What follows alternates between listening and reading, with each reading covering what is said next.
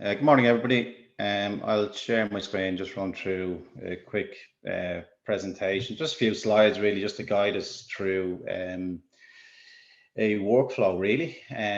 Some of you will be familiar to that workflow and then some won't be. So I'll run you through the actual software as well, just to see how the software handles this workflow. So just let me share my screen. And we'll pop over to the slides. Okay. So let me just do a brief intro to what we're going to do today. So we'll just run through an introduction, who I am, who LiveCosts is. As I say, some of that will be familiar to you. Some of you know me, and some of you don't. Some of you know LiveCosts, some of you don't. So we'll just run through that briefly. What is purchase order automation? How can technology help? And then we'll actually run through each of the steps in our workflow, have some Q&A at the end for you guys to ask any questions. And we'll also forward this recording to you that if you wanted to show anybody else what went on today. So brief introduction to myself. I'm as Pat said, the COO, so operations, but I also head up the product. So my job is really just to guide LiveCosts to do what it needs to do for you guys really. So that comes from me interacting with you guys through training and listening to the problems that are out there, and really just forming then LiveCosts to solve those problems. And generally that means us trying to kill Excel sheets.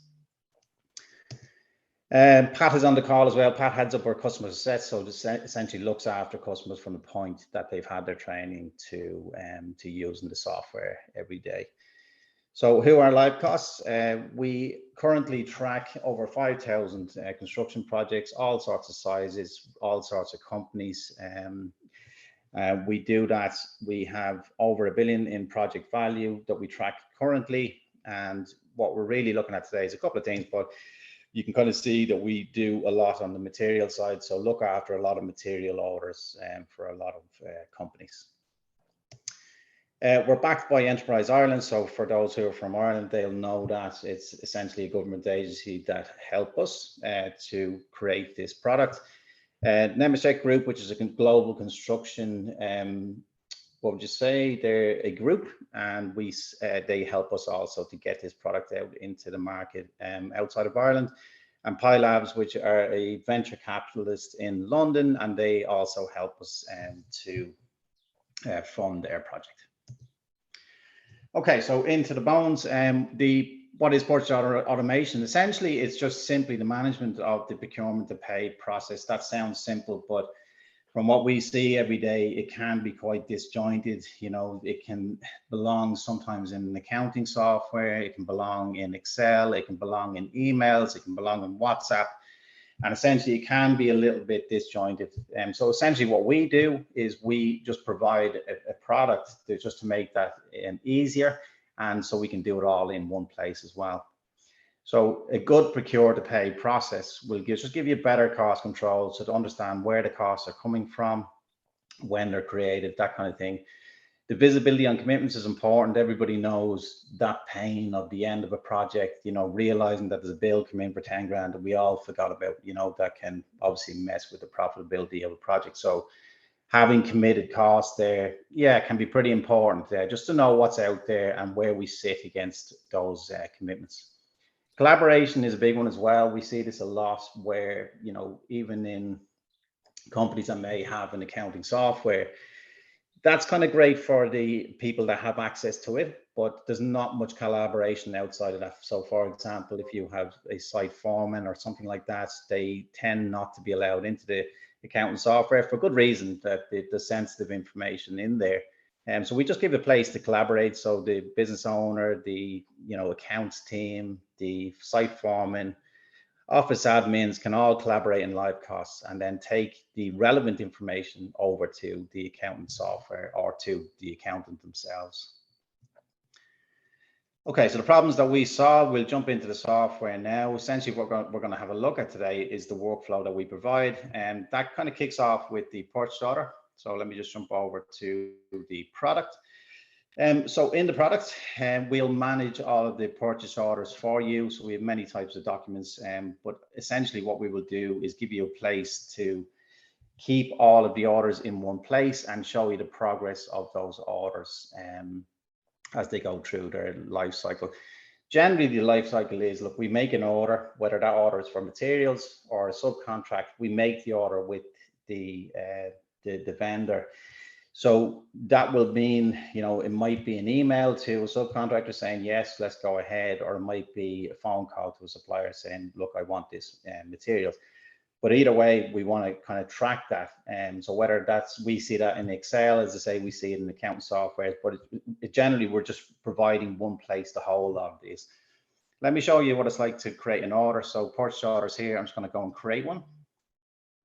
We're going to create one for some materials. So say LiveCosts Merchants is our supplier today. We can email directly from the software. So I'm just choosing the sales rep in this case, just happens to be me. We choose our project, okay? And then we can also dig into what part of the project this belongs to. I'll show you that in a moment once we actually create the order. But let's say this one is for substructure. For our reports, then we can kind of break down what's inside the substructure essentially, and we're saying that this belongs to the materials cost type. We can set our delivery dates, say for tomorrow, or we can toggle for collection, and we can go from there. So I'll jump into what the track delivery means, but essentially what we're saying here is that we want the tracking of delivery to be part of the workflow. I'll show you what that means in a moment. If we have any body to the email, we can pop that in here so that all of that is handled within the software. Okay, into our line items. So, you know, in the accounting software, as we generally see data entry, you know, coming in, typing line by line. We're a little bit smarter from that. LiveCosts has a catalog which generally holds your information, being the orders that you may make over and over again, or the materials that you buy over and over again. That gets built up through time. Generally, we can do an import, but essentially you will have all of your products then within one catalog that we can use then going forward for building purchase orders. And then we have some other automations later on that we can use that information for. We also have some templates. I'm going to use that today. So templates could be orders that you order over and over again, but you know, the quantities may change. So I'm just going to choose one here that I've set up, which is the LiveCosts demo. And that brings in the products that I've made. I can also create templates. So as I create a new order, I can create new templates from that order, just speeding up the process of the creation of purchase orders. We don't necessarily have to send the prices to the supplier. We can choose to hide them from the supplier. Then we're just sending over basic information, but we would retain this cost in the background. This cost is coming from that catalog, and we can maintain that here we can also change the price and update the catalog prices as we go if we wish. Okay, so I'm going to send this off to the supplier. Okay, and we create a purchase order number from that. So the purchase order number, it looks kind of complicated, but it's pointing to a project number that we have in LiveCosts. So they incrementally go up in from 1 to 9999. And we're then directing this at a phase or a budget within that, which happens to be substructure. And then we're counting then the purchase orders to leave from that phase. So we have this structure for a number of reasons. One is it identifies each purchase order to where it's going. And then we can also then identify from incoming invoices where they should go. Okay, so let me just close that down. I'm just going to copy this one here just to get it on its own so we can clearly see what's going on. Okay, so we can see we have an email status here that tells us that this has been delivered to its destination. If the person on the far side, the sales rep or the subcontractor, opens the email, we will get a notification for that too. And we can see clearly who created it, what supplier it's going to, the project and phase it belongs to, and then the value. So what's relevant here is that in my projects, so LiveCosts will have all of our projects in here. We're looking at the demo project today, and I have allocated the cost to the substructure here of 505. shows as an amber cost. So everything is color coded in LiveCosts to kind of show where we are. So within substructure then, I can see that we have one cost against a budget of 15,000 in this case. It's shown as an amber cost, which is just showing as a commitment. Okay, so it's just saying that we have committed to this 505, but we haven't received any invoices in against it. It's not complete yet, but we can clearly see what's going on. Okay. Let me just jump over to my slides. So generally, the next phase in this would be that the delivery would happen on site. So we have a number of ways of dealing with that delivery. So some companies this will be really important, and where they're collecting the delivery notes from site, bringing them back to the office, and booking them in against the original PO. Some companies it's not so important, but I will run through it now anyway to show you how it would work in LiveCosts. So we do have a couple of different ways of dealing with that.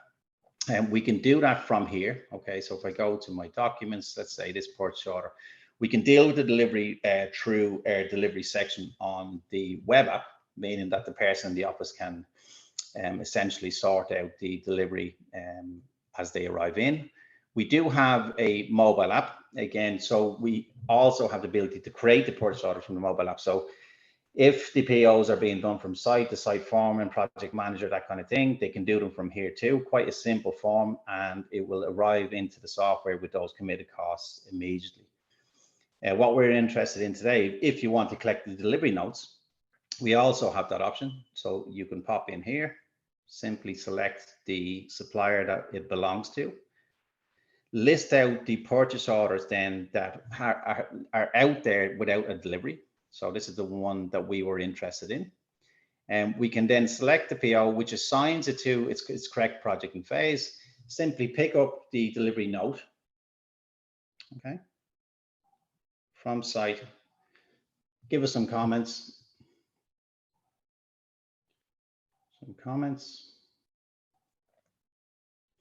And let really just indicate to us whether this delivery is complete or partial, and that's the key piece.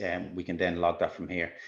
So that's one option. We can then also do that from the web software. So we just go to our delivery section, choose a new delivery. Again, choose the supplier, choose the purchase order that this belongs to. And essentially what we're doing then is really saying, well, look, we ordered 59 of these items. How many did we receive? And we can then log on the day of the delivery, log what happened. And we can log that through time. So it can look after quite complex deliveries, especially in the call-off situation where you're making big orders and it may take some time to complete those orders or a number of deliveries. So we will track that through time. In this case, we'll just say all items are delivered, and we would generally then attach the delivery note for our records. Okay, so we're just going to go and attach something here. So we have a delivery note, attach that in there, save it off, and then we have a place where all of our delivery notes will live. So we can get to our delivery notes quite easy. So we can say, I just want to see the delivery notes, say from the demo project belonging to this particular supplier, and then we're going to have all of that stored along with the attachments itself. It's the second part of our workflow then really is it's marking off the orders that we've made to what's been delivered to this point. Okay, so obviously the next step in our workflow, if I just flick back to our slides, would be the invoices then will arrive in against those purchase orders. It's quite a key piece because generally the companies that we go into will have some sort of admin function, and these invoices are just pouring in every day, invoices coming in. And it can be, obviously, one is quite difficult to allocate them because there may not be enough information on the documents themselves to be able to allocate them to a project. Okay, that's one problem that we see. The other problem we see is that the invoices that come in may not have, any reference of what the price should be. So, an invoice comes in for €1,000. Well, what does the admin person do? Do they just pay it, or do they ask the question of, well, what should this be? Should it be less than this? Should it be more? Do we know this is right? And the purchase order will answer that question. The other question that they need to ask themselves would be, do we actually have this material? So, in the case of that €1,000 order, do we have everything? Should I pay this invoice in full? So LiveCosts will answer those questions fairly simply. So the inbox will be a place where all invoices arrive into, anything that's project related essentially. I've loaded in a few just to demo today. The first one is a LiveCosts merchants invoice. So from the point of view of the admin staff, this is what they will get. So we will extract information from, so I just want to go and grab the actual PO number that we did. Bear with me there 1 second. Purchase orders. So the admin staff will be presented with the invoice. Okay. What we will be doing then is essentially looking for purchase order numbers of the LiveCosts structure from that. That automatically allocates then to the order that we made. So it's essentially assigning it to the right budget. That's generally hard to do for admin staff because they don't know, even if you do have a job reference, okay, you can assign them to a project, but you certainly can't assign them to anything less than that because they don't understand what the substructure is or what invoices might belong to the substructure, but certainly the person that creates the PO does. Okay, so we have that allocation, and we'll pick up the information from the document itself, being, you know, invoice date, invoice number. We'll also pick up the line items that come in from that document as well. Okay, so I'm just going to create an invoice from all of that. And this is the screen where essentially everything happens then that brings the whole workflow together. Okay, so the top part here is really all about answering those questions. The bottom half is just about the document that we created itself. So no different than any other software, we're just creating an invoice from the information that we extracted. Top part is telling us that we've linked this to a purchase order. We're calling that purchase order reconcile. The reconciliation just means that we issued a PO for 505 in this case. Now we have an invoice in that's 505. It's essentially closing itself off on that point. Next step is based on that purchase order, that we can see what's being delivered, and we have a link to delivery to go and look at the individual dockets. If there are multiple deliveries, we'll also have that information too. The items on this particular document, we've done an extraction and we're checking the product codes then to see how those items are price matching to our catalog. So LiveCosts, if I just duplicate here, I won't go into too much detail. LiveCosts has the ability to store information into a catalog. The catalog is essentially empty when you come to LiveCosts, but you build it up with your own information. So whatever suppliers it might be, electrical, plumbing, building, from anywhere really in the world, we can read the information from it, store that items into the catalog, meaning that every time invoices arrive in, then we can kind of update the prices that we receive in, essentially building our own little database of the products we buy every day. Obviously, we're price checking as it comes in, but we're also then building the catalog for use in future purchase orders. So let me just complete that process. Okay, I'm just going to show you where they land and the information you get. So they would land in your supplier invoices essentially, and we'll keep all of those together. Okay, and let me just search for that one that we just did. So LiveCosts merchants, and we have this one here, which is this invoice number. So let me just get this on its own just so I can show you what's going on. Okay, so we can see the invoices here. It sits against a purchase order that's now closed off. Essentially, it's closed off because we answered all the questions. Okay, so in our workflow, we asked 3 questions of ourselves. Okay, 1, do we have a delivery? Yes, we do, or we have multiple deliveries that are approved. 2, do we have invoices and credit notes against this that are approved? Yes, so we've seen the invoice and we've approved it. We're happy enough with the prices that are on it. And 3, is it reconciled? So does the value of these invoices match the value of the purchase order we originally created? So that essentially brings you through the workflow for material. I am going to do one just on subcontract as well because it is slightly different. So let me just go and do that. Quickly going to create a purchase order again. So in this case, I'm going to use a supplier called A+ electrical company in this case. I'm going to send it to this person. We're going to drop it into this project here, but this time we're going to drop it into a phase that we have set up for electrical. So that's a budget that's only for electrical. The cost type in this case is subcontract. This time we're not going to track the delivery because it doesn't really make sense in the case of a subcontractor. And you can do it. We do see people do the delivery. It's basically somebody saying that they have delivered that portion of the service. but it's not necessary. We don't necessarily have to do that. The reference in this case might be a quote number. Okay, so we're basically setting this up to say, okay, we've received this quote. Let me just go and grab it. So it's good practice to store the quote with the actual document itself. It just gives us, if we ever look back on this particular purchase order, we can clearly see then where this has come from essentially. So in this case, we're just going to do a one-liner, say as per quote. The value of that quote was, let's see, have a quick look here.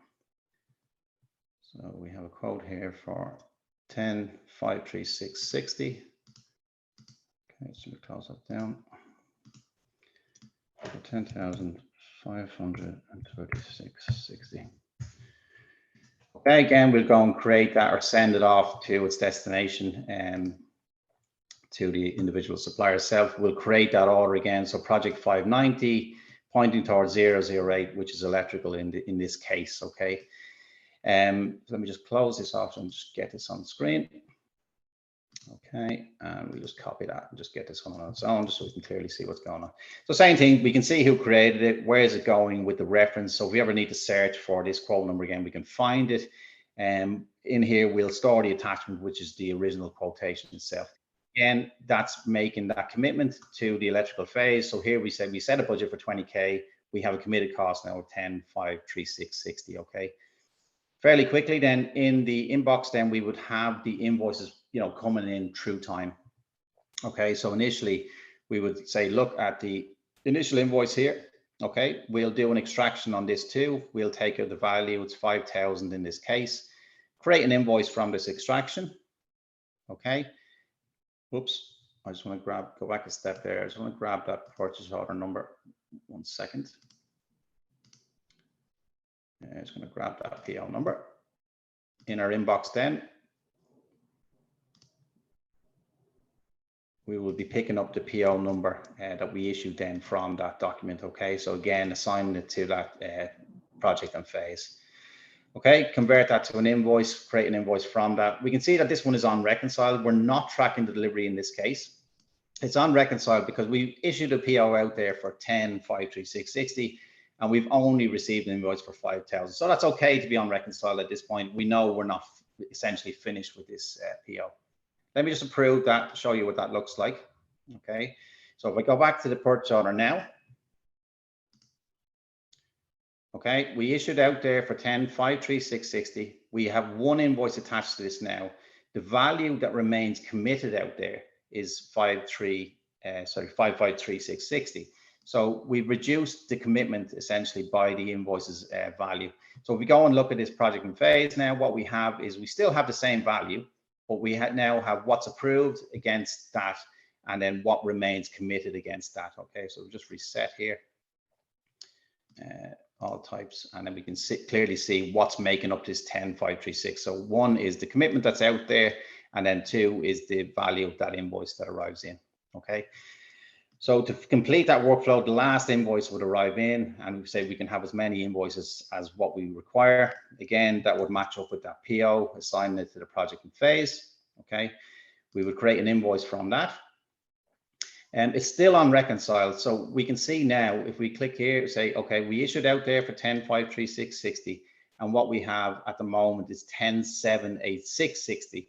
So there's something out here. One is say we have all of the invoices that were originally attached, which is 5,000 in this case, and we can see that this invoice is essentially pushing over the value of the purchase order. So it's just going to call out anything to the accounts admin that might be a problem.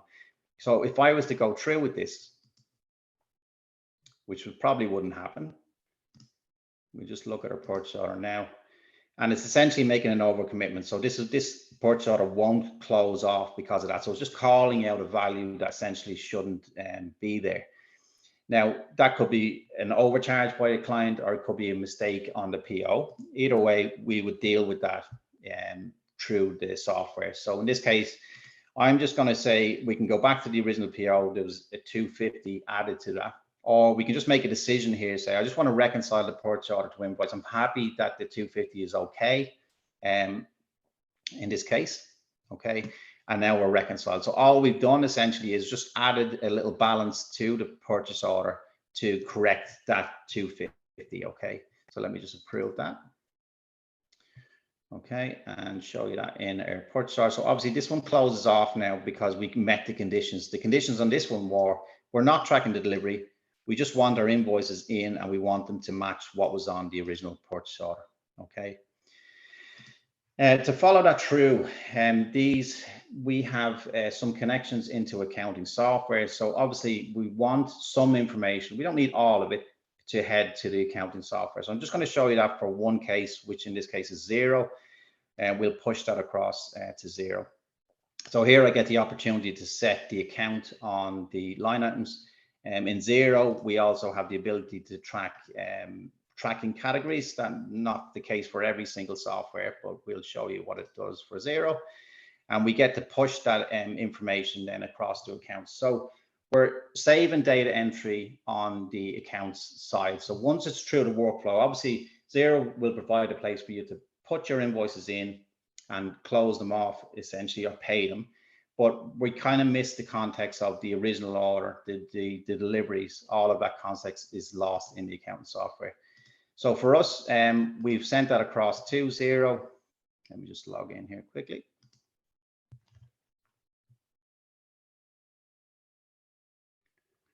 Okay, and then we're brought to that invoice itself. So everything goes over, the original PDF goes over. Okay, the line items, the accounts, the tax rates, everything is created on the accounts side. Okay, let me just go back to LiveCosts here and back to our slides. So essentially we've kind of closed off the workflow, purchase order, delivery, invoice, and accounts integration, all in one kind of area. So one software essentially to do all of that. I'll close off now. I hope you found that useful. I know there's a good mix of current customers and people that's new to us. I hope I covered it, that you got something from it, and I'll open up to any questions.